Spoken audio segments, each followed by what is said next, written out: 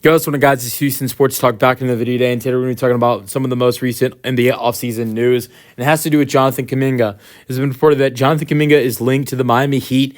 If the Miami Heat lose out on KD and don't succeed in the Kevin Durant trade, the trade idea, or the trade pursuit, I should have said, the Heat are going to potentially go after Jonathan Kuminga. This was reported by Mark Stein and Jake Fisher, NBA insiders, and I think Kuminga would be a really solid signing. He's such a young player with a lot of potential.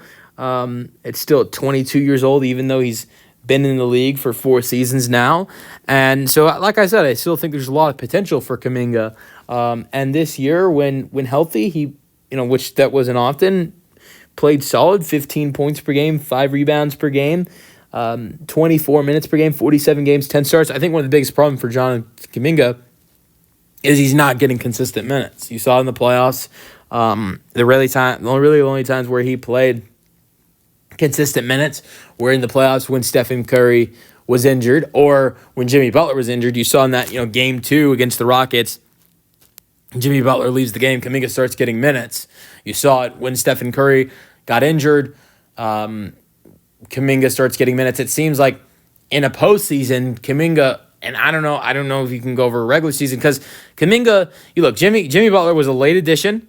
Jimmy Butler was a very late addition for the Warriors, and Kuminga was hurt originally when Jimmy Butler came in to Golden State. So I don't know if there was enough time to really say, okay, Kuminga's not going to get consistent minutes in the regular season if Jimmy and Steph are on the floor.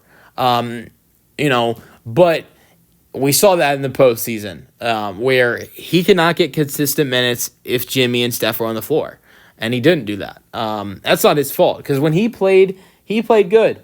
In this series, after Steph left, and it seems like maybe he also plays better when Steph is not out there, because in this series he was outstanding. He played 26 minutes in Game 2. I know they lost all these games, but he still played great.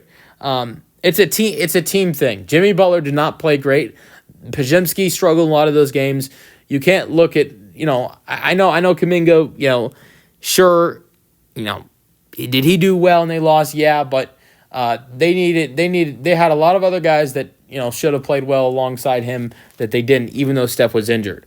I'm not blaming the Warriors losing that series against Minnesota, but I definitely think that Warriors team with Jimmy Butler, Kuminga, Podziemski, and Draymond definitely were way too and Steve Kerr coaching you were definitely way too talented to lose 4 straight games. Losing the series, I don't blame them. I think if you would have, only won one of the 4 that they lost in a row and then lost in 6, I don't think it would have been that embarrassing. But the fact that they lost 4 games, even though they are not as good as a team without Stephen Curry, I think they are too talented to lose 4 games in a row. But Kuminga played really well in those 4 games. He shot 8 for 11 in Game 2, 26 minutes. He had 18 points, 5 rebounds. From 3 in this series, he shot really well as well. Shot 1 for 3 in the first game.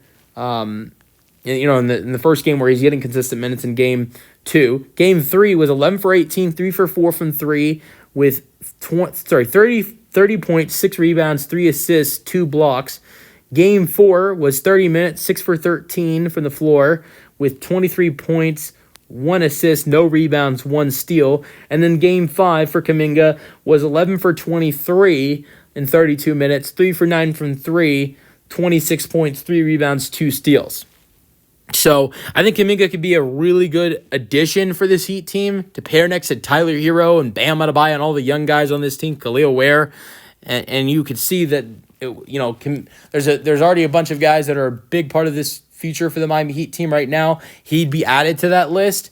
But I think there's a question of, would it be a sign and trade? If it is a sign and trade, what does Miami have to give up to Golden State? And be a second trade between, what potential teammate of Jimmy Butler potentially would be headed to Golden State to And if it is a sign and trade, like there are rumors that a sign and trade might be the way Jonathan Kuminga signs his deal and leaves Golden State. So it's going to be Kuminga is going to be a very interesting. What happens with Jonathan Kuminga this offseason is going to be a very interesting watch. Let me know your thoughts on the potential signing in the comment section, and peace out.